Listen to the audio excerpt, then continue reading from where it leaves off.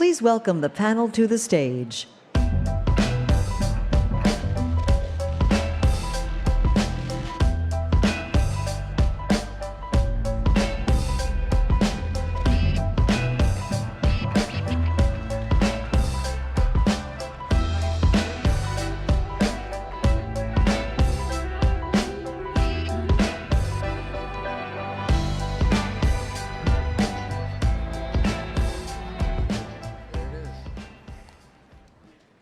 Well, good afternoon, and it's kind of exciting here. We have a panel focused on a flourishing future.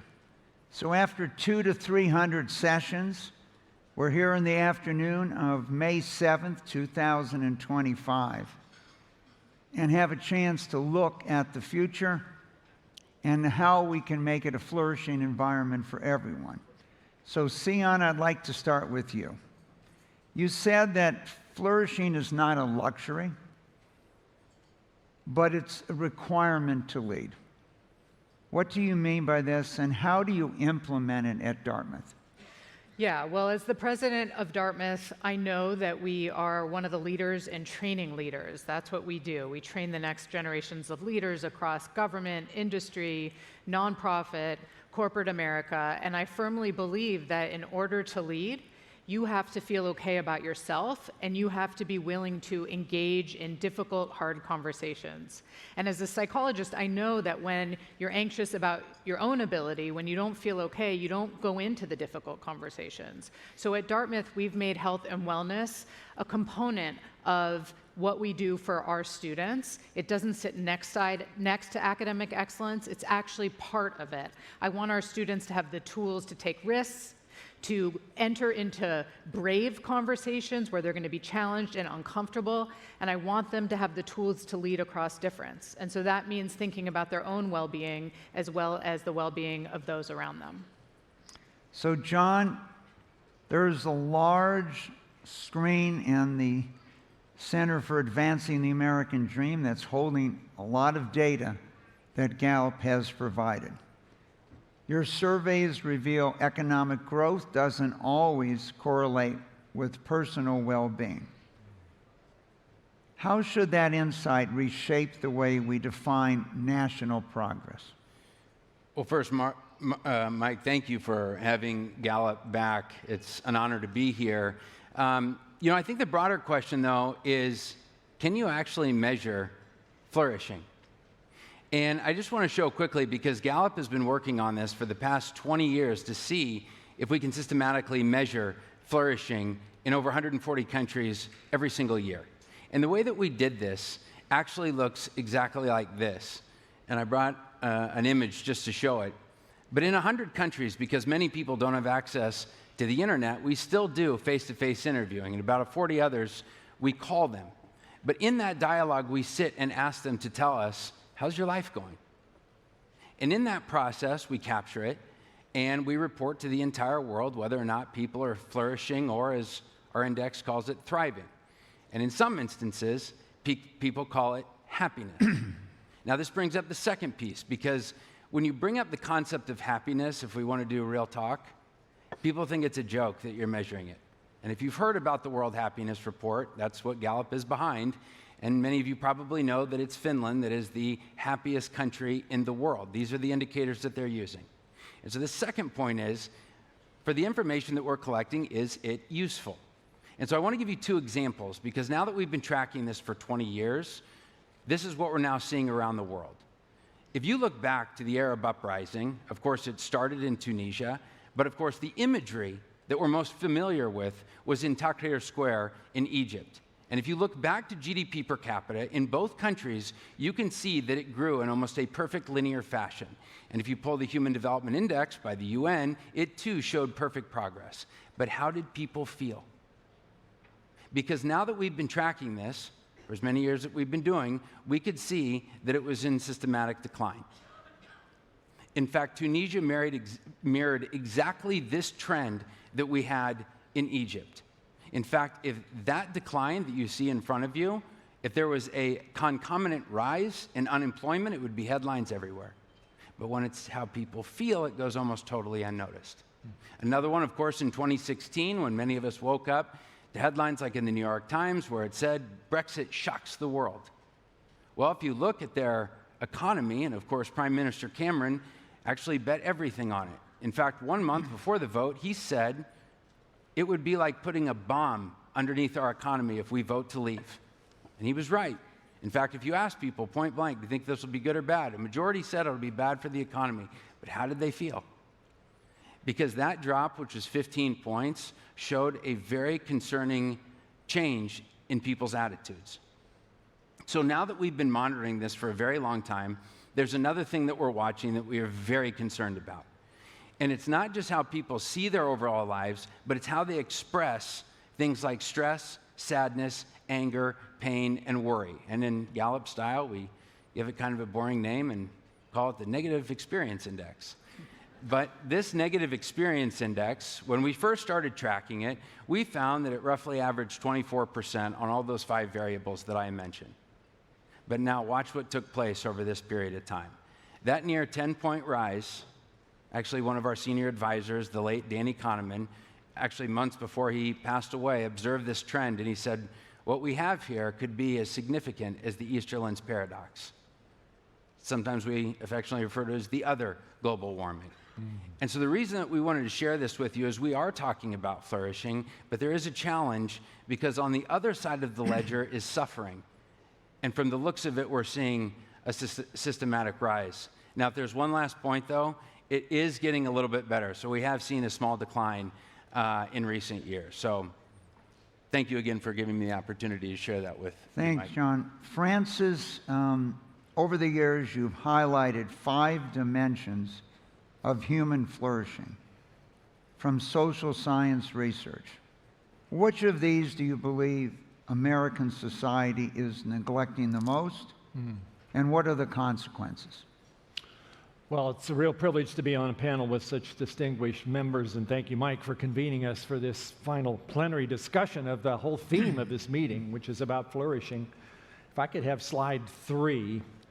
This is not my work. It's basically something I've tracked and watched over time from a whole collaborative effort, but particularly led by Tyler Vanderweel of Harvard, called the Global Flourishing Study. And it's exactly that study that Jon was just speaking about that is now being very much a collaboration with Gallup. So he and I kind of came to this panel with some of the same ideas, because this is all very fresh. This was published a week ago in Nature Mental Health.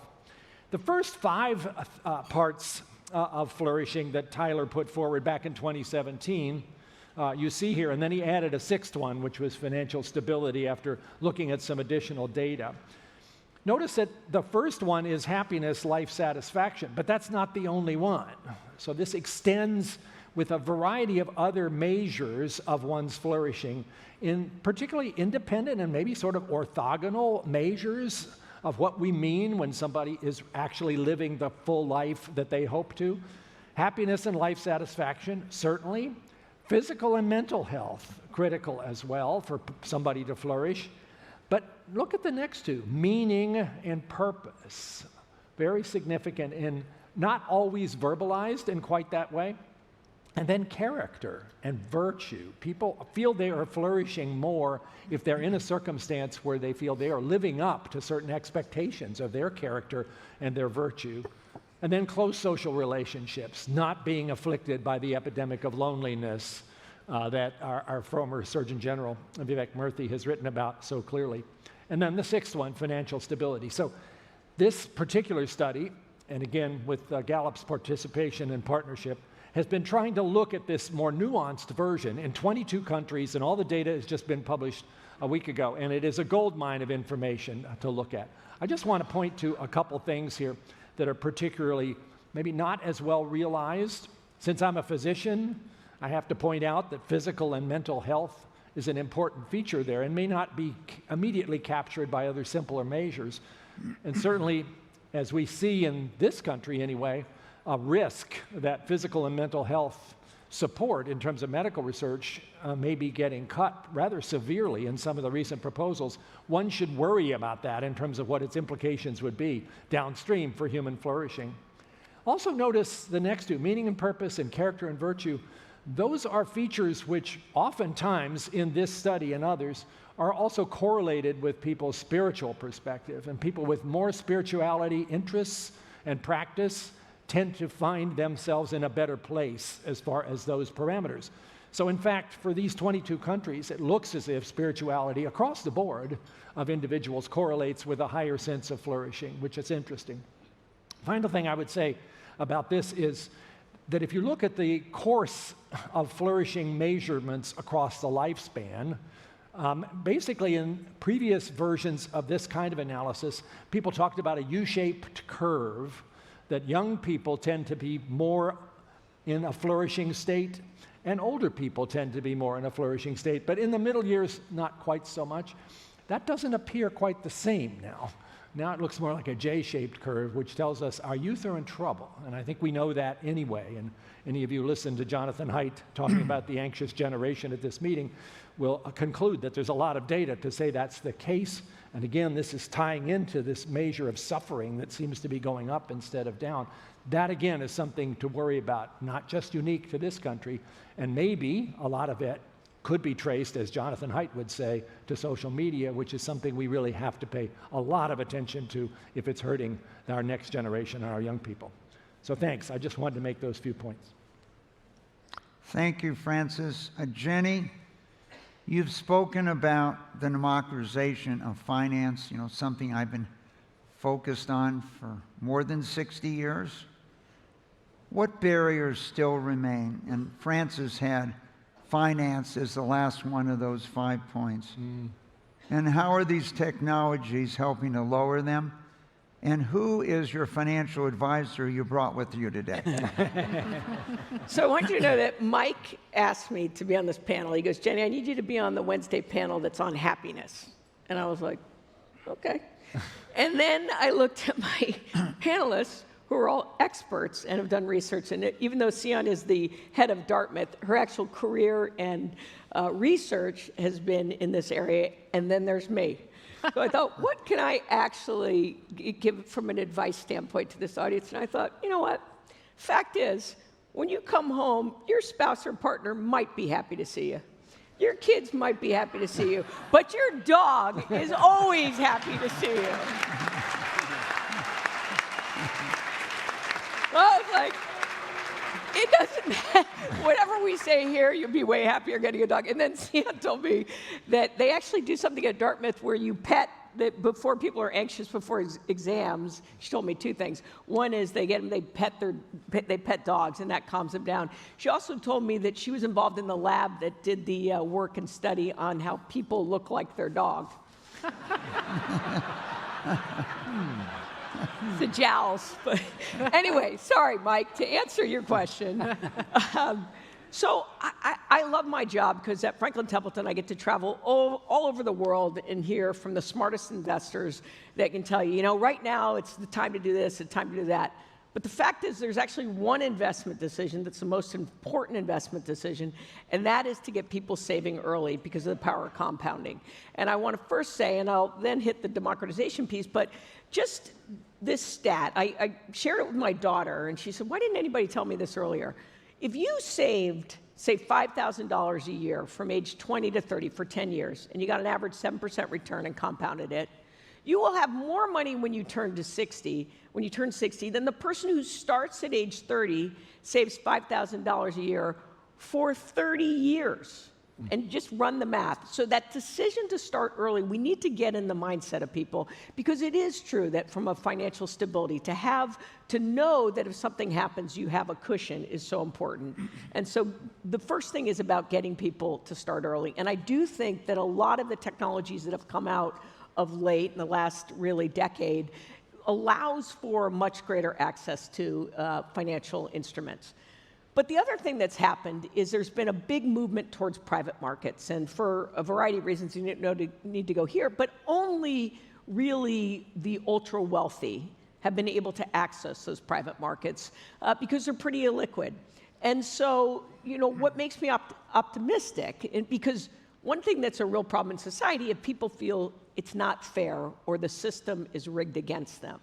And honestly, it has been a little bit rigged against the average investor because they haven't had access to those kind of investment opportunities. But I think the good news is with technology, with the creativity on vehicles, there has been a real push to figure out how to responsibly bring access to these private markets that often have an illiquidity premium that if you compound over time is really significant to your savings. So that's what makes me optimistic. Thank you, Jenny. In the mid-1970s, if you believed in reincarnation and you'd lived a very bad life, you could be reincarnated as the head of a utility, as the CEO. Now, why? Commonwealth Edison in Chicago had invested in nuclear, low-cost energy, but it was not in any longer to have nuclear. Those that invested in hydro, it did not rain. So there was no wins being the CEO of a utility. And some of us in the last few years have felt there's no win in being the president of a university. A job that should have been easier has become very challenging. Now, one of the things before I hired a trader, I wanted to play cards with them, I wanted to do a lot of things, and I wanted to make sure they had lost money. Because I knew if they had never lost money, that they would lose a lot of money on my watch. So you've challenged the idea that resilience is something you're born with. What does it look like to train students to handle the pressure of failure, uncertainty in today's world? Yeah, it's certainly not an easy job to be a university president, but I am an optimist, and I also think we really have an opportunity right now to be clear that our universities need to be centered, that we're education institutions, not political institutions, and that our students need to be exposed to an array of people and ideas and views. And first among that means learning how to fail and learning how to talk to people who have different views than you do. I really do believe that learning to engage in dialogue with people that think differently than you is a skill that you learn through practice. So at Dartmouth, we actually train all of our first-year students at orientation to start to learn how to talk to people who are different than them, to see the common humanity in them, to listen. These are skills that have been degraded by our communication over cell phones and only talking to people over text. In fact, young people are often scared to make a phone call, to have that face-to-face interaction, or at least I can speak for my 14-year-old daughter who says, you want me to call someone? I'm just going to text. And so we really do believe that for the next generation of leaders, building these dialogue skills, building skills where you go into rooms where it's going to be uncomfortable is like a muscle. And we do it through our classes, our faculty are doing it every day, and we do it from the first moment students step on campus. And I think it's one of the most important things we can do right now in our increasingly polarized world is teach people how to talk to people who have different views. You don't always have to change your mind. Your argument will get better from talking to them, and you will actually learn about all the commonalities people have rather than just focusing on the differences. I want our students to come and want to engage in conversation rather than yell at each other across an abyss, and I'm so proud of what's happening on campus. I'll just give you one example. Dartmouth has a political union, the DPU, that's bipartisan. It's one of the only student-run political unions in the country. This fall, they held a great debate between Kellyanne Conway and Donna Brazile. They're friends, and they modeled for our students how to have those conversations. They just had another debate with Cornel West and Robbie George. This is the muscle we want our young people to be practicing, especially those young people that are going to go out and lead our democracy. So one of the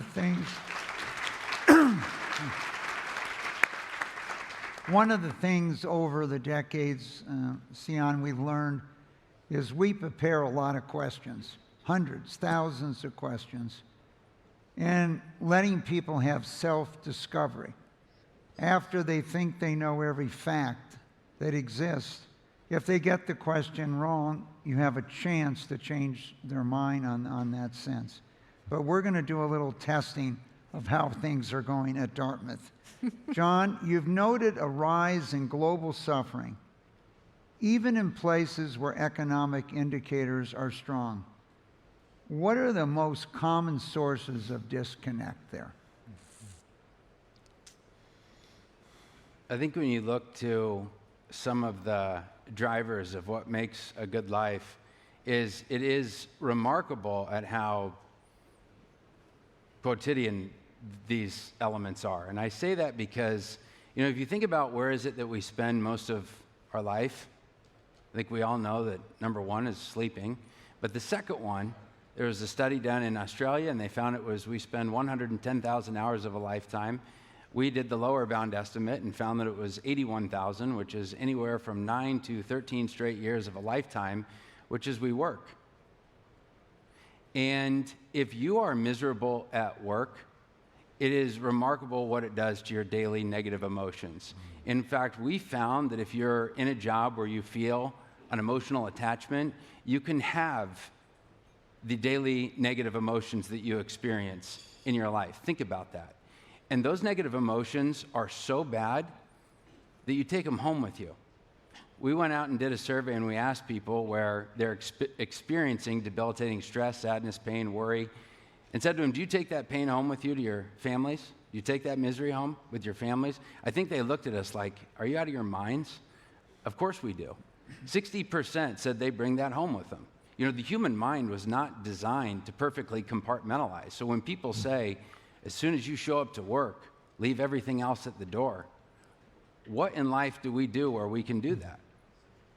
And so, it's crazy how we are close to colonizing, we're closer to colonizing Mars than we are to fixing the world's broken workplace, because we find that only 20% of people get up every day and they don't feel miserable about Mondays. 80% are really not doing well every day that they go to work. So while there are a number of other things, one of the things that we did, we were so thrilled about what the Surgeon General said, but we did a global study on loneliness. We asked people about their social connections, and we found that 6% of people do not have a single interaction with any human being over a 2-week period of time. If you map that to the adult population, that's about 350 million, which would be on par with the total population of the United States. So there are other factors like loneliness, work. There's another big one that I would highly recommend everyone look into. It's a project that we do with the United Nations FAO, and if you look at the Sustainable Development Report that the UN puts out, we were winning the war against hunger for 40 straight years. In the past 10, we started to lose it. There's been a 10-point rise in debilitating hunger in the world. It's really hard to have an absence of negative emotions if every day you're fighting for your next meal. So I think those right there are some things that humanity can focus on. And the last one, and I think this ties in because the work that we're doing here is remarkable in the United States about what is it that ails young people. I mean, why has the U-curve of happiness bent? And I think there's another thing that we've sort of left out, which is purpose. We've lost trust in virtually every institution here in the United States. And I think there are a lot of young people, and although when you're young, you should be searching for purpose. But the longitudinal study that UCLA has done has shown that there's been a massive decline since around 2005 and 2006 for young people identifying with some kind of purpose. If we are going to help people flourish in life, we need to sort out and help them find their purpose. John, as you know, we are interviewing 10,000 people in what we think the American dream is. We're about 3,000 done, and I would just say again, all surveys and what we're seeing is what is essential is freedom. And in spite of a lot of this data, 2/3 of the people say they've achieved or they're on their way, regardless of age, wealth, education levels, etc., or race. And it's interesting in how you define purpose or the American dream. And a recent interview we did, it was interesting. This interview asked what was his goal in American dream, and he said he achieved it. His goal was to coach his daughter's soccer team. And so everyone has different goals and purpose in life, but it presents itself whether we're taking other people's goals and projecting them on them, but having a purposeful life. And over the last 20 years, when I go to the interns going to work for financial firms, I always ask them, how many did you join to change the world? And the percentage that raised their hand has gone down every year. Wow. That they went into finance to change the world. So we're going to have a poll done on that by you, John. Francis, you wrote a book that came out recently that you and I spent a lot of time talking about. Your also slides suggested that people with spiritual or religious beliefs often report higher meaning or purpose in life. What role should these frameworks play in a broader conversation about human well-being? Well, I think it's revealing to see what maybe anecdotally we've experienced by talking to other people, but now to have it quantitated in the way that we're talking about here at this panel is useful in terms of informing where we might enhance human flourishing in this country and elsewhere. One thing it seems to say is that maybe being an atheist is not the best way to be happy, but I'm just saying. I used to be one. But also it does seem to me this is kind of reminding us about some of those anchors about what it means to be human, that in our technical world with all of its stresses and urgencies maybe get pushed a little bit to the side. And there's something about us humans that longs for something beyond the pure materialistic view of what's around us, and who is lifted up by that experience sometimes that you'd have to call spiritual, a sense of being moved by beauty perhaps, or by a human action that strikes us as particularly noble and inspiring, where somebody is really demonstrating character and virtue in a way that we think we are all supposed to manifest, but oftentimes gets pushed aside. So those are important aspects of who we are. If I could see slide 4. In that book that you're mentioning, there's a lot in the book and a lot in our lives right now about all of the ways in which we are divided and polarized, and how hard it is to actually speak with somebody who has a different view. Sian, I'm so glad that Dartmouth is taking this on very directly from the very first moment that you get a freshman into your university to try to work on that, because I think a lot of young people have already reached the point by the time they get to college of pretty much avoiding such conversations. And if we keep on avoiding them, we're going to miss a lot. One of the ways, though, that, and I imagine you probably teach this, that you can get past what seems like an irreconcilable disagreement with somebody who has a very different view about something like immigration or gun control, or maybe something about public health, for instance, is to recognize that underneath all of those layers of disagreements about particular issues, we still, I think, across cultures, across people of different backgrounds, have this shared sense of values that few people would disagree with. And Proverbs, a book of Proverbs talks about this is what wisdom is built on, 7 pillars. Proverbs doesn't say what the 7 pillars are, so this is just my suggestion of what they might be. And faith is in there. And again, I think what we're hearing about flourishing is it does seem to contribute to flourishing, which has some overlap with wisdom, but also family, also freedom, as Mike was saying. Those famous 3 features of humanity, truth, goodness, and beauty, yeah, they're there as well. But so is love.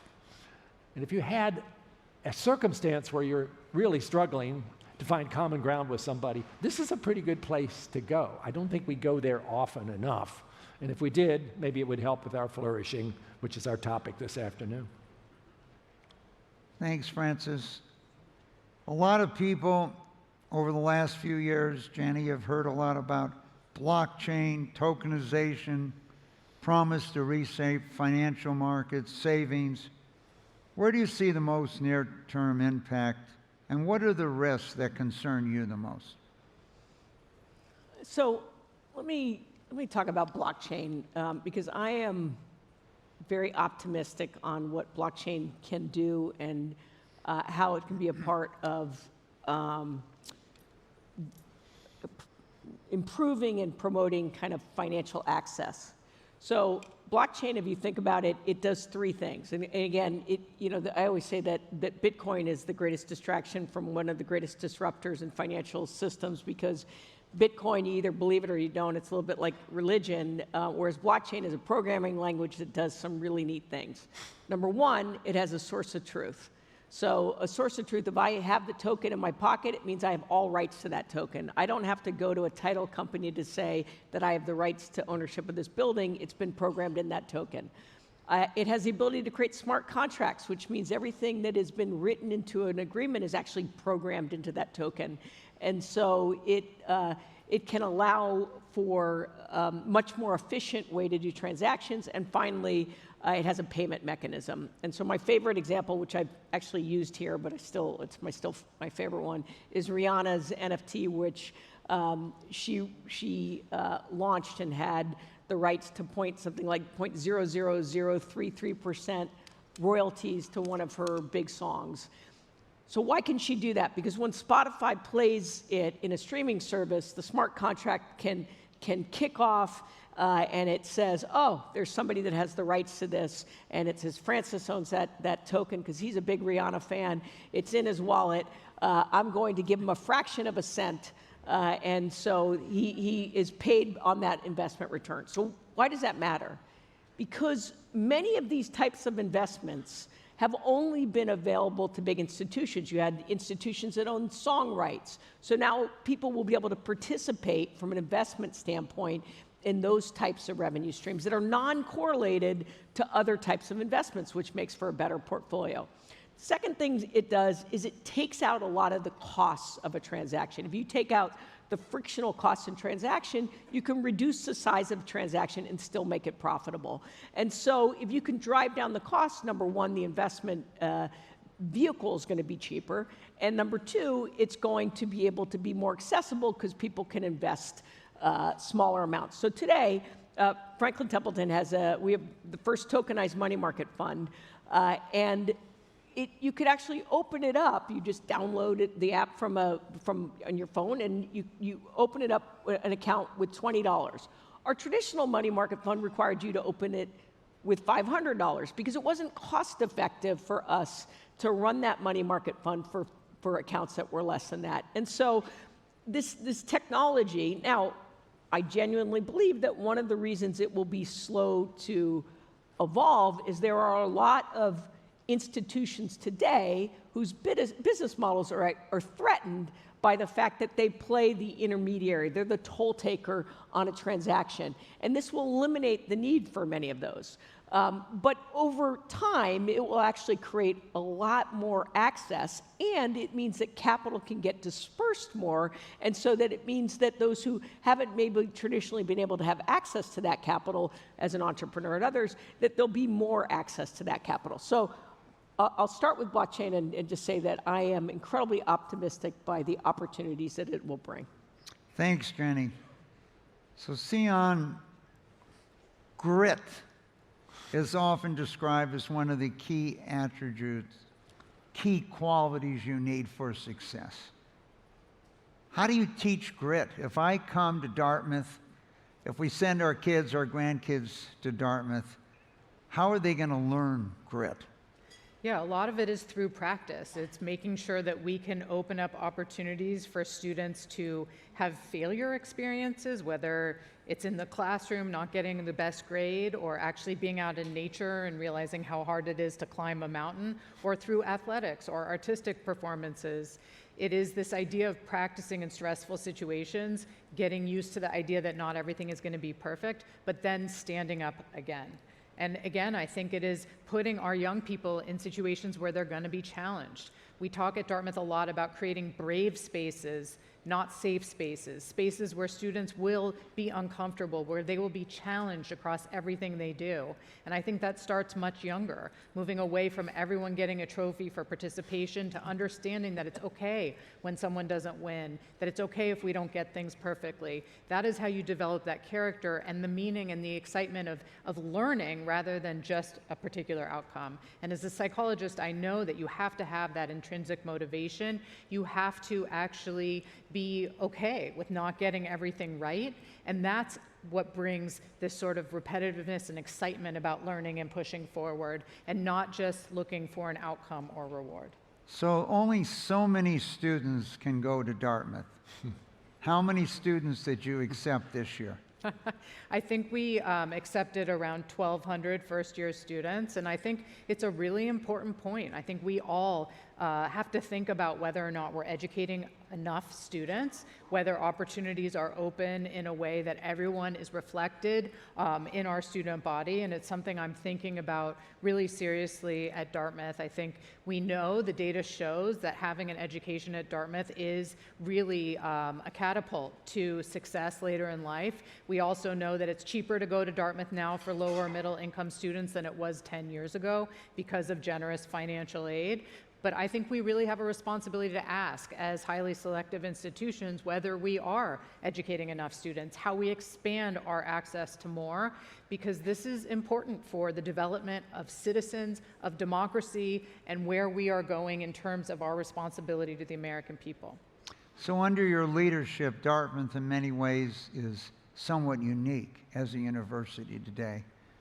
How many applied to go to Dartmouth if you took 1,200? We had about 32,000 applications last year. Wow. Okay, so about 4%. Okay, now I think if we polled the 1,500 people in this room, they'd like to know, do you have a summer program that they can send their kids and grandkids to learn a little grit?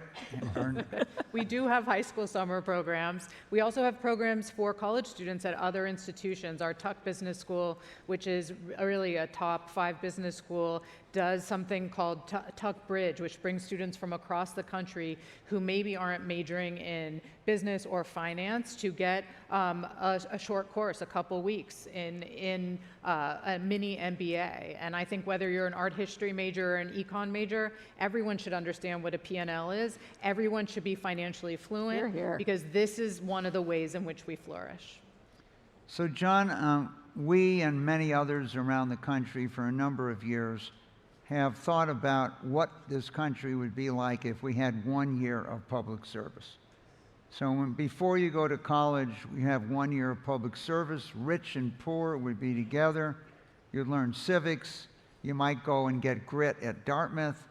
But it would bring the country together. And when we look at countries like Singapore and Israel particularly, where everyone in Israel, the prime minister's daughter or a person that's a baker's son, have to go into the military, there's a lot learned by getting everyone in population. If you had to redesign this national dashboard for progress, what are the indicators behind GDP that would be essential, and are there any suggestions you would make that would change the outcomes? Well, first, on your point about, community service, I think there are a lot of times people talk about the generosity of Americans, because there was a time, at least, when the generosity of Americans exceeded that of some GDPs of entire countries, and that didn't include the actual spend from the U.S. government. And of course, we would be told that, well, of course Americans are, because the country's rich. And Gallup went and did a study, and we do this every single year, which I think is really interesting, because we asked 3 questions. 1, did you give money to an organization? Number 2, did you give time to an organization? And number 3, did you help a stranger in your community? And for the longest time, Americans were among the highest on the list. And that wasn't because we were compelled to do it, or that it was compulsory. We did it because we wanted to. So for all the criticisms that Americans get, we sure do help each other and people around the world, despite sometimes when we see on social media there are maybe some Americans that are doing the opposite. But so I think that's something that's really incredible. Although, one thing that we saw after the pandemic was that there was this massive increase, actually it was happening before, of people giving back to their communities all over the world. Now, there's been a slight decline, and it's hard to say if this is financially driven, that people are saying, I need to work more to make money or give less because they're financially constrained. But I think one of the biggest takeaways from much of this research is when it comes to community service and well-being, who is it you're really giving a boost to when you're giving back? Because oftentimes we see that the biggest boost is not necessarily to somebody who you're helping, but actually the person that's doing the helping that gets the massive boost. So sorry, Mike, I don't even know what you asked me, but That's all right. I think you brought up a very interesting point I just want to emphasize. And that the value of time given in volunteering, if you put a price tag of the value of that hour, far exceeds. And Americans are by far the most generous country in the world in donations. And so we'll wait till next time, John, for the solution to solving all these problems. Francis, you've opened up every time just again, I might as well say for the 147,000th time, that more than 50% of all economic growth in the last 200 years on this planet has come from public health and medical research. And it was one of the 5 you had put up there. Yes. How do we translate science of flourishing into public policy? I thought I'd give you an easy one, Francis. Yeah, right. Well, first, it's good to have data. And again, you all have heard some of that in the last 40 minutes. And again, my hat's off to Gallup and to folks like Tyler at Harvard for turning this into something where it isn't just somebody's opinion and somebody else's opinion. So it's very clear that physical and mental health are an important part of that flourishing outcome. And that is where science and technology has the promise to continue to improve the human condition, has already done so in remarkable ways. Goodness, if you go back to the 1900 period, the average survival at that point was age 47, and look where we are now. Back in the late 1980s, early 1990s, HIV was a death sentence. Nobody was flourishing after you got an HIV diagnosis. And now this is compatible essentially with a normal lifespan if you have access to antiretrovirals, which in the US we still do, although it is heartbreaking to see that that may be taken away from other parts of the world. So yes, the whole enterprise of public health and medical research has contributed notably over the course of the past many decades to the opportunity for human flourishing. But this, I think, maybe points out that flourishing isn't just about the individual, it's also about the institutions. I want Dartmouth to flourish. I want all of the universities in this country, which has been one of the main reasons that we have been so successful in providing people with the kind of lives that they hope to live, to flourish as well. And universities are currently now under attack. That's not the kind of thing that's going to improve our measures on the next Gallup impression of how people are doing. So we want the institutions to flourish as well as the individuals. And one of those institutions is science and medical research. And to have that, as it currently is, under threat of losing as much as 40% of its support from the federal government is not a prescription for improving our lot. It's quite the opposite. So as we're talking about this, I don't mean to be a downer, but we want to talk about how to advance human flourishing. Let's not do the things that are actually going to take it the other way when we have the data now to see what those consequences would be. I believe we're in a good place to take this kind of information forward and to actually, we the people, figure out how to take that kind of an argument to the places where it needs to be heard and make sure that those institutions that have served us so well are actually back in the zone of being supported and trusted, even though we've lost a lot of that in the last few years. Thank you, Francis. 2 comments. One, 21 years ago in Washington, we put out a report on an unhealthy America. And probably the most shocking thing about that report, as we looked at the change in weight in America and obesity, at 7 chronic diseases, cancer, diabetes, that the #1 cost was mental health. #1 cost. 21 years ago.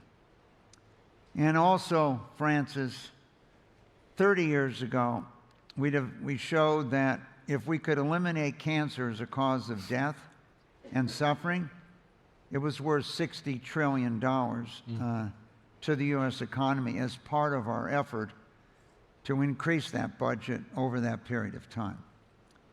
So, Jenny, let's give you another easy question. I'm just wondering how, Tinkerbell, don't take it personally that he brought up obesity and us next on the question.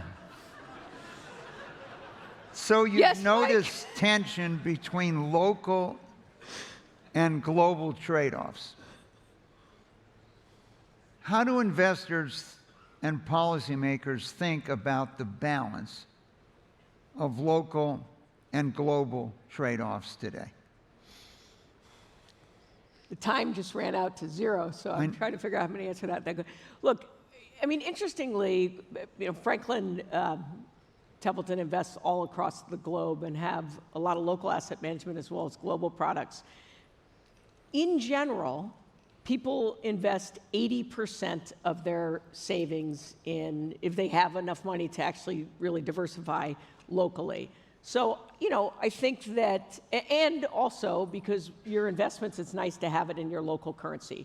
So that's how they think about local. But the reality is, as we've seen with all of the noise on tariffs and everything, that there's an interconnectivity. And so from an investment portfolio, it matters to think about how people are positioning their portfolios globally, how companies are building global supply chains and others. But I would say, again, it's a little bit of a luxury to be able to go outside and put that 20% to work. But diversification is always a good thing. So, Jenny, I know a lot of people want this last very short answer. How did you pick the breed of the dog? Well, Sian is not going to like this, but my father went to Yale Bulldogs, and so grew up with bulldogs forever. I've always had bulldogs. And by the way, you're really human. Anybody who has them, they're family. Well, I want to thank our panel, and our next and last session with Ken Griffin. I had called Ken and asked him if he could join us. We started with the Treasury Secretary, and I told him I thought his views. Ken is one of the world's leading philanthropists, built one of the greatest financial firms the world's ever known, has moved a lot of his people around in the last few years from Chicago to other cities, and has enormous insight, and I've asked him if he would be willing to share with us his thoughts for the concluding session. Prior to that, we're going to show you a short movie that is going to be seen when we open the Center for Advancing the American Dream in July, about the uniqueness of America and the challenge of keeping the ideal of the American dream alive. So thank our panelists, and thank you. Thank you.